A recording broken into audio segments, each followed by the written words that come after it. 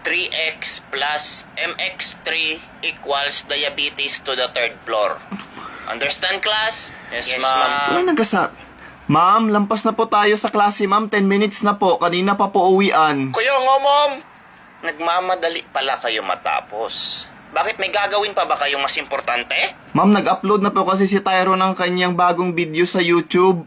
Hanggang dito na lang music video. Gusto ko po sana kasi mapanood. Nasa YouTube na pala. Wala, gusto ko mapanood. May mas mahalaga pa pala sa pag-aaral nyo. Dahil dyan may surprise quiz tayo. Ha? Get 1/4 sheet of paper. 1/4, ma'am? All erasures is considered wrong.